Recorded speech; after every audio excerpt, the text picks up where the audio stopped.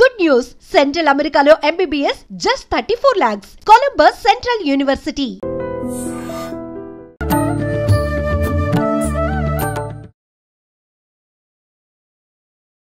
నమస్కారం, welcome to I dream. ధర్మ మార్గం విత్ విజిత కార్యక్రమానికి స్వాగతం.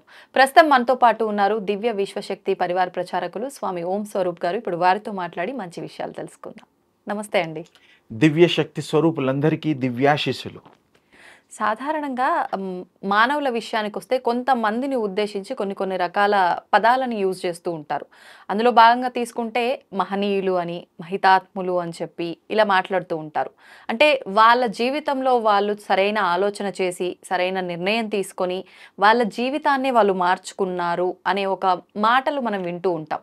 నిజంగా ఇది సాధ్యపడుతుందంటారా? అంటే గొప్ప వాళ్ళైన ప్రతి ఒక్కరూ అది భగవంతుడు వాళ్ళకి అది ఇచ్చిన ఒక ఆ కర్మ వాళ్ళకి అలా జరుగుతుంది అనుకోలేమా? అంటే వాళ్ళది వాళ్ళు మార్చుకున్నట్టు అనుకోవచ్చా? దీన్ని ఎలా తీసుకోవచ్చు అంటారు? చాలా అర్థంతో కూడినటువంటి ప్రశ్న. మానవుడే మహనీయుడు, మహిమాన్వితుడు. తర్వాత వారు ఒక్క నిర్ణయంతో మానవుడు తన జీవితాన్ని మార్చి చూపించగలడు, అనుభవించగలడు మామూలుగా. అయితే ఇక్కడ మనం వారి యొక్క నిర్ణయాలు, మానవుల నిర్ణయాలు చాలా విశేషమైన నిర్ణయాలు ఉంటాయి. కళ్ళ ముందు కనిపించే ప్రతి దాన్ని వాళ్ళు సూక్ష్మ రూపంలో నిర్ణయాలు తీసుకునే ముందర చర్చించి ఆలోచించి దానికి అనుగుణంగా గనక వారు నిర్ణయాలు తీసుకుంటే ఆ నిర్ణయాలు లాభానికే కానీ నష్టం చేకూరదు. ఎందుకంటే తెలిసి చేస్తున్నాము కాబట్టి. తెలియకుండా చేస్తే మాత్రం ఇబ్బంది కలుగుతుంది. ఎవరు సక్సెస్ఫుల్గా లాభసాటిగా వాళ్ళు జీవితాన్ని మలుచుకోలేరు. ఇది సత్యం. అసలు దీనికి ఇంకొంచెం పూర్వాపరాలు గనక చూసుకుంటే మానవుడు ఏది ఆలోచించినా పూర్వజన్మ సుకృతం అనేటువంటి దాని సంబంధంగా అనుగుణంగా పరంపరగా వస్తుంది. అలాంటి వాటిని కూడా మార్చుకోవడానికి వీలుంటుంది. పూర్వజన్మలో మనకు ఓ లిస్ట్ ఉంటుంది. ఆ లిస్ట్ ప్రకారం ఫాలో అవుతున్నా కూడా కొన్ని కొత్తవి మార్చుకోవడం అందులో ఇంక్లూడ్ అవుతూ ఉంటుంది. ఆ ఇంక్లూడ్ అయినప్పుడు మనం దాన్ని ఒక లిస్ట్ ఆఫ్ ఇది ప్రిపేర్ చేసుకొని అలా మన నిర్ణయాలు తీసుకోవచ్చు. నిర్ణయము ఏకాగ్రతతో కూడుకున్నది. ఏకాగ్రత అంటే మన దృష్టిలో ఒక విషయాన్ని చర్చించి తర్వాత వాటిని ప్రేరేపణగా తీసుకొని ప్రారబ్ధానికి జోడించకుండా మనము ప్రత్యక్షంగా వారిని ఆ పనులని చేయగలిగిన నాడు వారు గొప్ప విశేషమైనటువంటి మానవులుగా మిగలడమే కాకుండా చరిత్రలో వారు చరిత్ర సృష్టించడానికి వీలుంది. ఎంతోమంది ఇలా చరిత్ర సృష్టించారు, మార్గదర్శకులయ్యారు, మహనీయులయ్యారు. వారు ఇతరులకు కూడా మరి సాక్షిభూతులుగా మిగిలారు. అందుకని మానవులు నిర్ణయాలు ముఖ్యము. నిర్ణయాలు తదనుగుణంగా వాళ్ళు గనక చేస్తే జీవితాన్ని మంచిగా మలుచుకోగలరు, మంచిని పొందగలరు, మంచిని సాధించగలరు, మంచిని ప్రతి హృదయంలో పెంచగలరు. ఈ సుఖమయ జీవితాన్ని, సంతోషాన్ని ఈ ప్రపంచానికి మానవుల యొక్క విశేషమైనటువంటి ఆలోచన విభాగము ఈ యొక్క మెదడుకి సంబంధించిన దాంట్లో చిన్న మెదడు, పెద్ద మెదడు అనేటువంటి రెండు భాగాలు ఉన్నాయి విడిగా. ఇక్కడ అర్ధనారీశ్వరుడి యొక్క గొప్పతనాన్ని గుర్తు చేసుకోవాల్సిన అవసరం ఎంతైనా ఉంది. అర్ధనారీశ్వర తత్వము అంటే శివుడు అని అందరికీ తెలుసు.